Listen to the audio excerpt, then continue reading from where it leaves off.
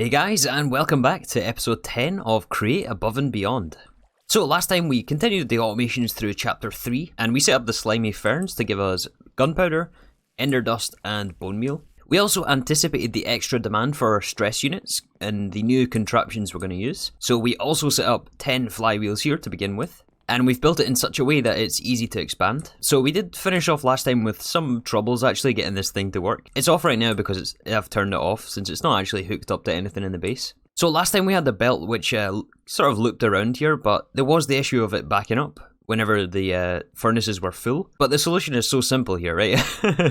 I don't know how I never thought of this, but you know when you look at something for so long, you don't realise what's right in front of you? Well, I moved the belt right on top of these chutes, so that even if it is backed up here, whenever there's space in the furnaces, the logs will just drop down and should prevent this system from getting stuck. And I think it looks a lot cleaner like this as well. We were able to remove a lot of the stuff on the end there. But yeah, as I mentioned last episode, we're going to be starting today with the sand automations, which we need for the chapter 1. This is the last piece that we're missing here. And we're also going to need it today for TNT production. So because of that, I think this is something we'll set up next to our chapter 1 Kinetic Mechanisms. So I'm not really sure how big exactly we should go with this sand automation. But since it's going to be used in 2 places, I think we should build at least a couple of cobblestone generators and crushing wheels for this. So to generate the cobblestone, we're going to stick to using these igneous extruders. These things are so much more efficient than using a traditional cobblestone generator and some miners. And I believe we can also augment these to make them faster if we need them. So just a quick recap on the sand recipe. It's actually a fairly standard recipe here. Oh, we can actually trade for this thing, and it's really cheap as well. This is probably the most efficient way to do it, but this is boring. We can buy basically anything with these coins. So instead we will set up the crushing wheels here. It's a lot more fun to do this. So we crush cobblestone into gravel, and then crush gravel into sand, flint, and clay. So I think again we're going to work backwards from this. So we'll start with the outputs, and then work our way all the way back to the inputs. You know what, we'll make actually separate drawers for this. And then we can actually weighted ejector into that thing. I think that would be pretty cool. Then from here we just want a bunch of crushing wheels, which we have automated here. And in fact it looks like we got a little jam on this spell. Probably from when I was moving some things around. Yeah, now it's crafting again. Awesome. Alright, so here's what I'm thinking with this setup. We have one output belt, which will be insert to the drawer controller, and then the output drawers. And then we just need, I think, 2 sets of crushing wheels, one from cobble to gravel, one from gravel to sand. Then we just have to figure out the cobble inputs, which will be put in the end of these belts. And do we really want to buffer gravel with this setup? I don't think it's really going to be necessary, to be honest. Yeah, I don't think it's necessary to have a drawer in here for gravel. Oh, mistakes were made. That was processed by crushing wheels. Oh, and I didn't sleep in my bed either. Oops. I think we're at world spawn here. To tell you the truth, that actually happened last episode as well. You might have noticed the death marker. Well, at least we know the crushing wheel works, right? Anyway, so yeah, we got this hooked up to our flywheels down below, and we're just taking the shaft up straight from the rotational controller right here. This is the end of the room. But yeah, since each crushing wheel has to be spinning opposite ways, we have them linked, I don't know what you'd say, vertically, I guess. The question is, how are we going to join all of these up though? I wonder if we can actually just run the chain drives along? I guess we can't go right angles with these. You know what, I think this is a perfect time to use one of the belt tricks, the horizontal belt that is. Rarely ever actually use this thing, but I think this is one of the use cases where it can work. So every other crushing wheel, we want spinning the same way, and then I think we can do the same on this side as well. So long as we have a shaft in the middle to connect to this set of chain drives. That way it keeps the 2 sets of crushing wheels separate, and relatively clean at that. We just have to power this one as well. So we can just run a gearbox here in the middle to transfer the energy from this side to this side. Okay, so now we got all the crushing wheels spinning, hopefully the right direction. We just have to worry about the cobble inputs, and I think that's actually us pretty much done. We have to power this belt as well. Oh, and look what we ran into when we were digging this thing out. It's this is our original mine shaft that goes down to bedrock.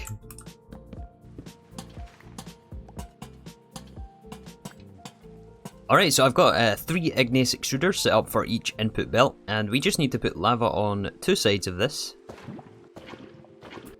Fortunately, we do have lava automated here, so we can just temporarily pull a couple of buckets out of the system. Oh, I knew that would happen. It was only a matter of time before I fell in lava. And the last thing we need is just some water on the other side, which should make it start generating cobblestone. Yep. Oh no, how did that happen? We have a block here. I guess these trapdoors can be waterlogged. Let's actually just cover over top of this lava, just for some safety.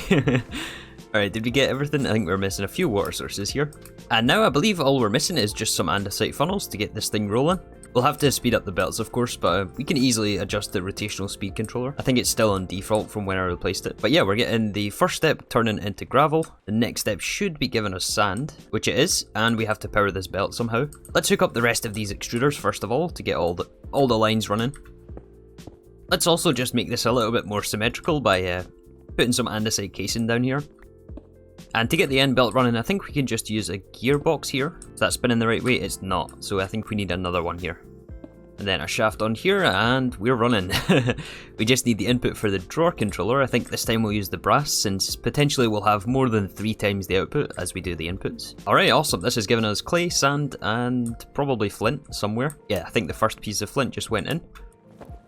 We can lock these drawers. We'll also stick on a void upgrade on each one, just to keep things moving since it's all going via the same input. But this is still way too slow, right? We obviously want it faster than this. Let's go adjust the rotation controller. What should we start on here? Like, I don't know, 80 RPM? Let's go see what that looks like. Oh, look at that. That is awesome. Look at all the sand we're getting now. 80 seems overkill, to be perfectly honest. Yeah, I mean, are these extruders at least keeping up? Oh yeah, these things are full. We probably didn't even need 3 of these things. Oh yeah, this is way more than enough. Alright, awesome. Now, so I guess now all we need to do is funnel some of the sand into this chute. Or potentially we could just do the clay. Since we don't really need that much of it in this particular setup, we could just funnel all the clay in here and forget about the sand bulk washing. And you know what? Rather than trying to mess with any create belts or anything in this very cramped space right here, I think we're just going to use some item pipes. And we'll stick a retrieval module on this, filtered for clay, which is basically just going to send all the clay from this drawer into this drawer, and join this production queue where it should get mixed into our, what is this, Algal blend? Yeah, Algal blend where it gets smelted and then gets mixed into bricks. And this also means we can get rid of this floaty setup up here. We no longer need to use these sifters. All of this stuff can go. I think we will leave this bulk washing step, just in case this clay production isn't going to be enough, since technically this is only a chance output at these crushing wheels. But I mean, to be honest, we get, I think, 4 algal blend for each one of these mixing recipes. I think it's going to be just fine. Alright, so that is sand ticked off our list. We've now automated sand. Next, let's move on to our TNT automations. So either we have to send the sand over this side, or we have to send the gunpowder over this side. I'm leaning towards bringing the sand over to this side, since we have to then take this on to the next part of the chapter 3 contraptions. So yeah, that is exactly what we're going to do. You may notice some changes here in the base. I've been, as I mentioned, just chipping away at some of the building here. Hello, Enderman. But yeah, I cleared out a bit more space for us today. What I'm thinking here with the walls is we're going to have this as the ceiling height, and then extend it up, and then have another ceiling across this way, just to have some height variation in the ceiling so it's not all one big flat roof. And we'll probably put some arches in it as well. But I want to wait till Creative Flight until we can get that. I almost looked at that guy as well. So we still have to figure out our sand transportation, but I've got a little idea for that actually. Probably not going to end up the most efficient thing, but it's going to be the most fun, so we're going to do what's fun in this. Anyways, I also actually sort of rewired the gearboxes on this rotation speed controller coming out of the flywheels. And this shaft at the back here goes up to our sand automations, whereas this one, you can see here, curves a 90-degree angle and then goes across the ceiling, then is hooked up to this case in here where the shaft goes all the way across, and we're going to send this to the rest of our base basically. So yeah, overall I'm actually really happy with how these flywheels turned out, and we can easily expand this as well. Another thing we have to figure out here is actually lighting. I'm still not sure how we're going to light the base, and I don't really want to go with night vision, because night vision, I don't know, it makes everything look too bright in my opinion. However, if we grab some silica steel here from our trading stations, we are going to make up some minecart unloaders, and then the loaders I think are just like this. Apparently it's also a task complete. I don't know where exactly that quest was in the quest book, but look at this, we can pay 24 silver coins and get 2 stacks of rails. That seems a little bit too strong, to be honest. But we're going to do it regardless, because I really want to play with some minecarts. I'm not sure what the lock-in rails do though. We'll have to figure out what that is. So yeah, what is the best way to route this rail? So the rails, I think I've decided are going to look really cool right underneath this little pathway on the top here. Let's get some lighting back up here. But yeah, if we put it like one block space below, and then put our rails on this block and have minecarts going over top, maybe we can have some sort of chains holding it up. I noticed there was these decorative chains we can make. These ones, the big chains. I think this is going to look awesome. And something a little different, you know, normally we just send items with applied energistics, but this is a lot more fun to do. You know what, in fact, I think this might look better on half slabs, rather than having full blocks across here.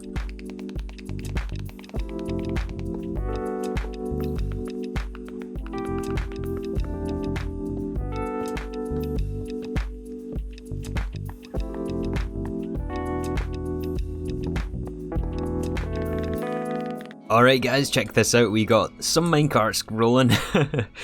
This one here, well, we just have the one on the line right now, but I believe we can actually chain these carts together if that becomes necessary. But yeah, I guess this adds some life into the base. I'm still not sure about how we're going to handle this section. I'm not loving the fact that we have andesite casing and stairs here. But let's first go over the load side to load the sand into the minecart. So we're using our minecart loaders here, which will do exactly as they say on the tin.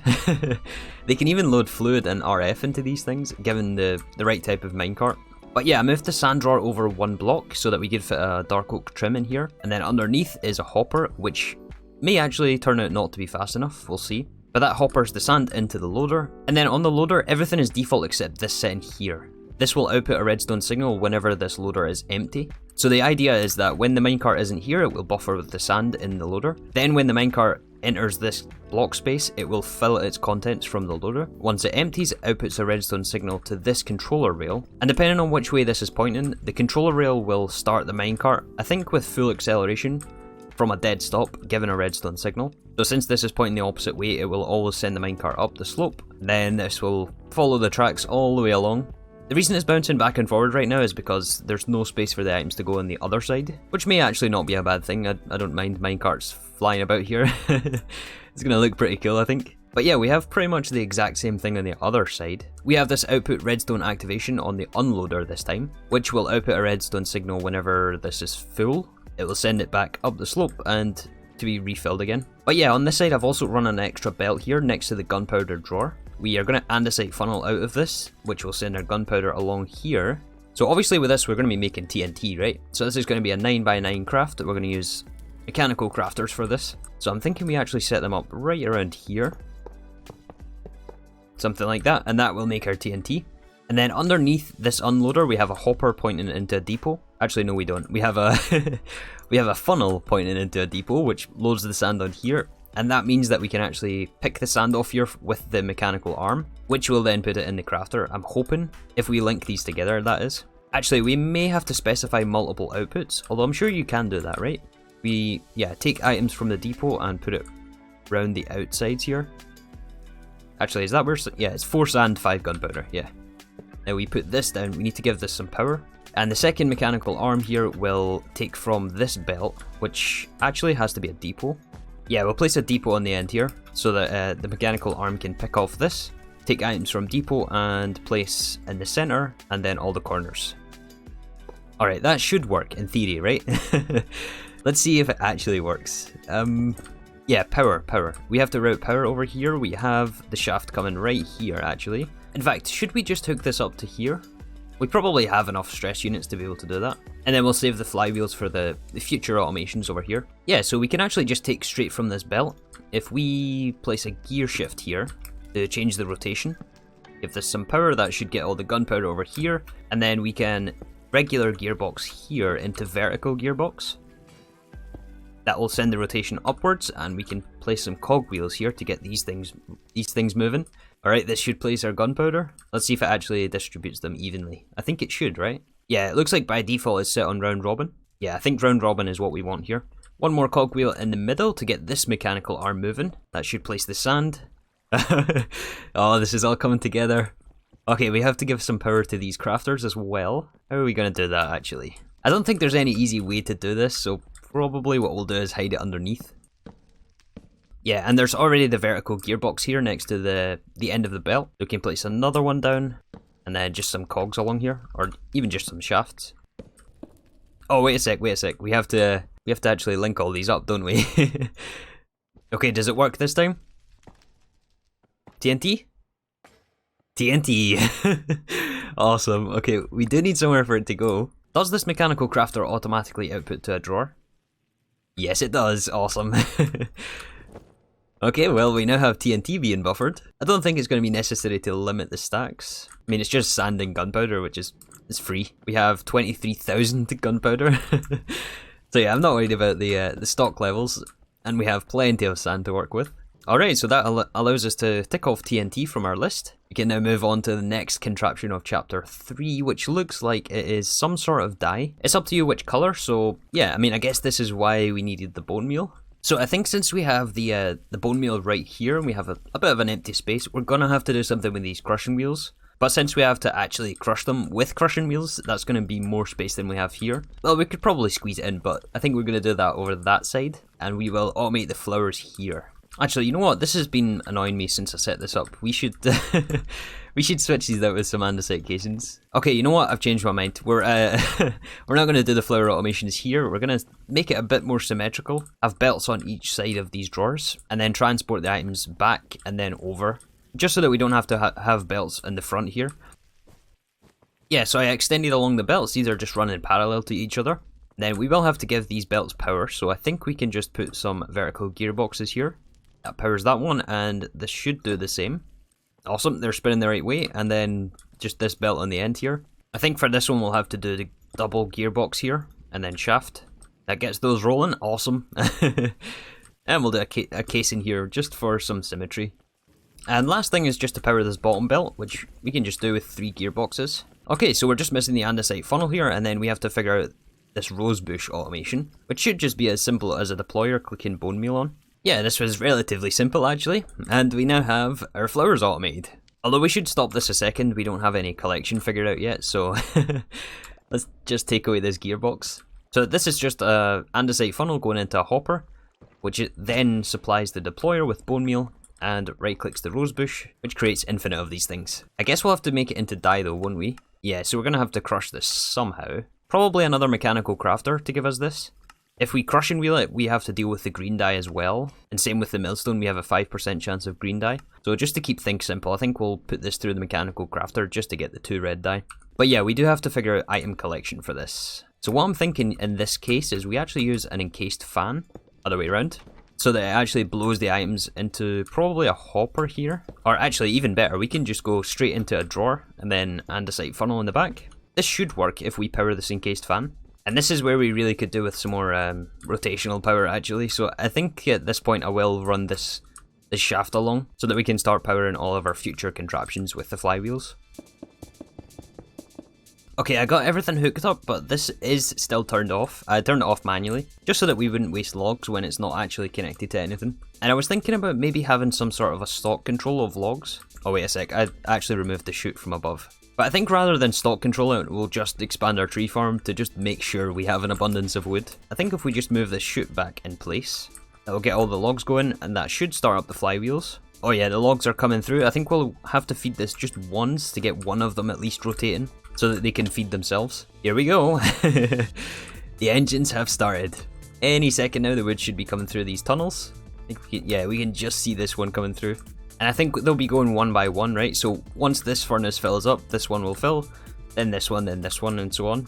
So we got 2 spinning on this side and 3 on this side, it looks like. But most importantly, this gearbox is now spinning, which spins the shaft.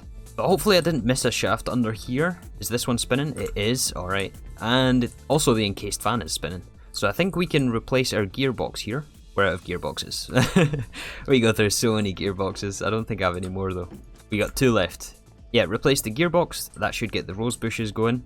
So yeah, the encased fan pushes the drops into the drawer. Oh, looks like we've lost one on the end here. We may have to cover this in glass, just so the items don't spill out everywhere. And yeah, we're now buffering the rose bushes, which we then have to turn into dye. Yeah, it's a pretty simple addition on the end here, so I swapped out the drawer.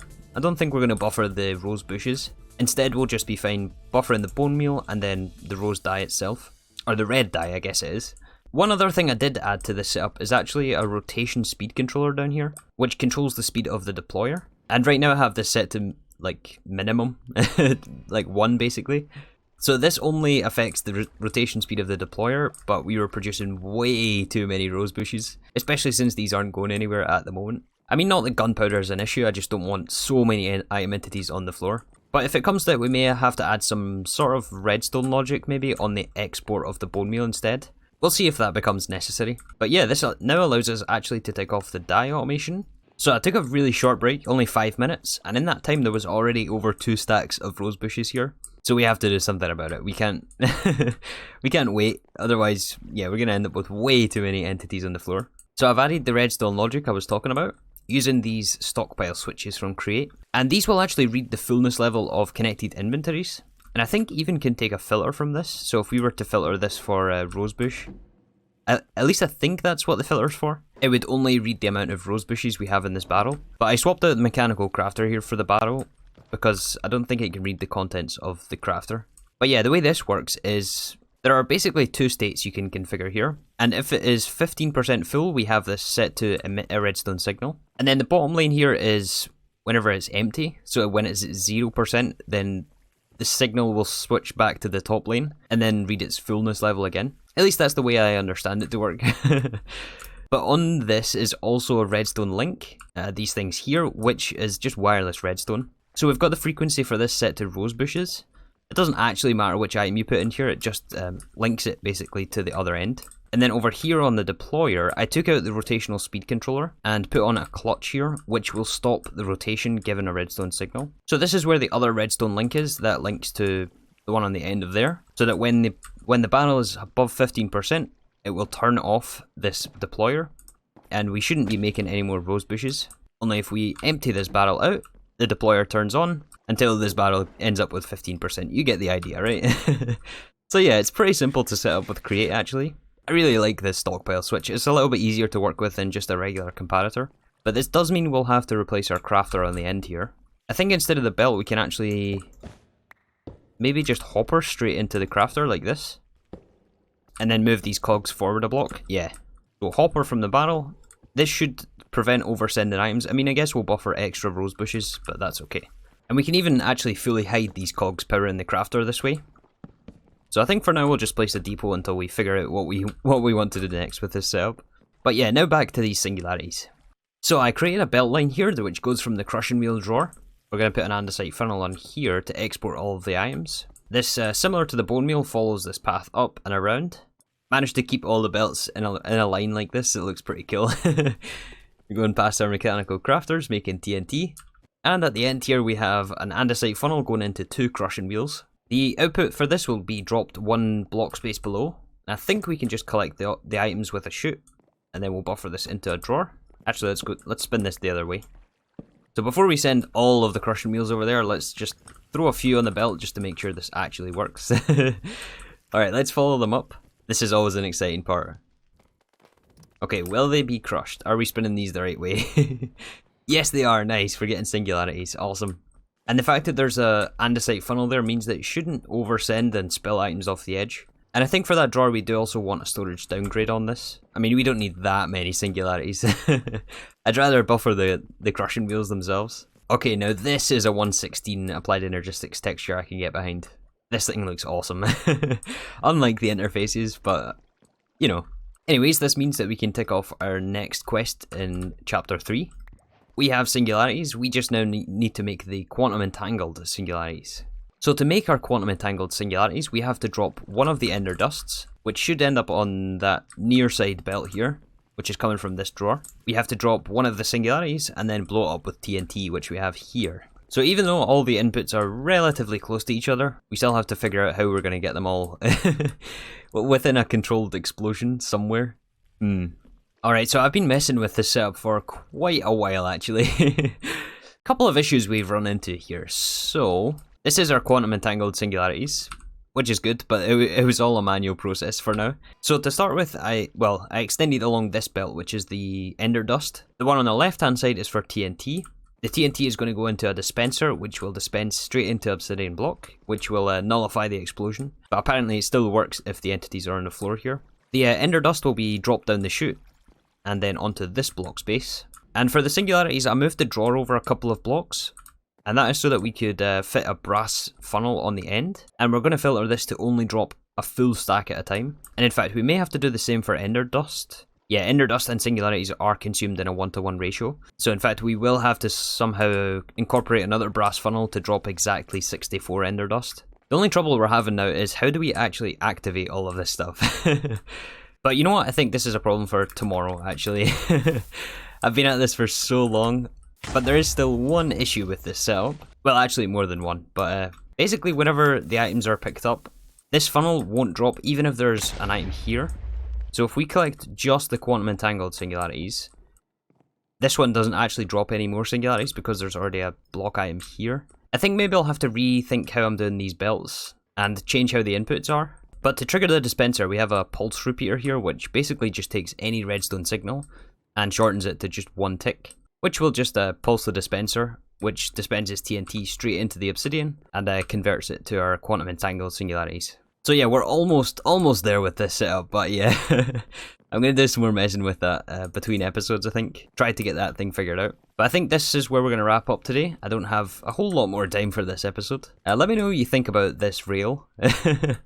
I was thinking about it some more. Maybe we'll swap out these wood slabs with andesite casing, just to keep it a bit more consistent. Anyway, similar to last episode, I've been staring at this problem for too long, so I think I need a little bit of a break. I'll probably come back in an hour and figure it out instantly, but that's kind of how it goes, isn't it? Anyways, that's going to do us for today. Thank you again for watching, and I'll see you all tomorrow for some more Create Above and Beyond.